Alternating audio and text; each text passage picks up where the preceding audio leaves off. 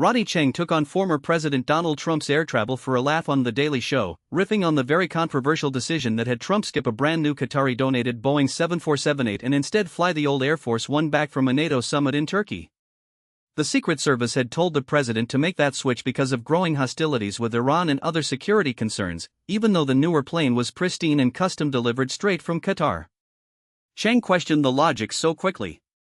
He quipped, "Is that why there's no gas in the world anymore? Because the president flies with an extra emotional support plane?" The joke ran even though the reality was that the president had essentially flipped back to the older, proven aircraft.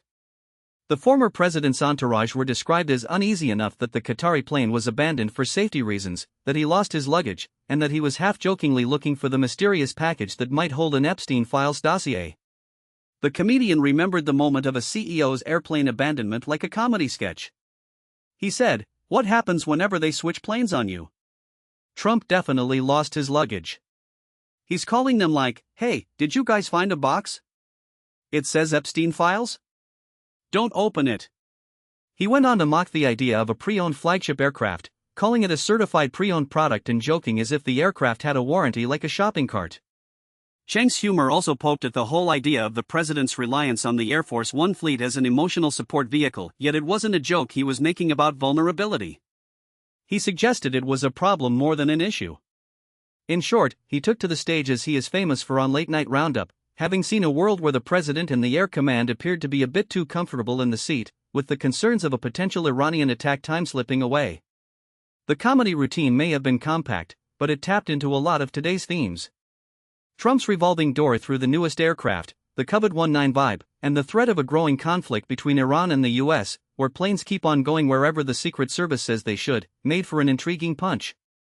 Chieng's editing of that information and turning it into a comical context was clever, because the president now recognized an old version of what was called a $700 million upgrade. Most of the world had, astonishingly, always clear him. So what can we learn from all this? The quirky question that arose was whether that airplane was a resource the president was actually able to count on. That question believed the entire idea was similar to evaluating a good model of a modern small airplane. Rather than simply a funny analogy, this is a direct manifestation of how the president can sometimes be seen refusing to do like the airplane. And so that answer was the final part. The president was simply having a program on his side, as it was inexplicably expected that all of his freight would pay for it at a later date. Thank you for listening to this summary. Catch you next time.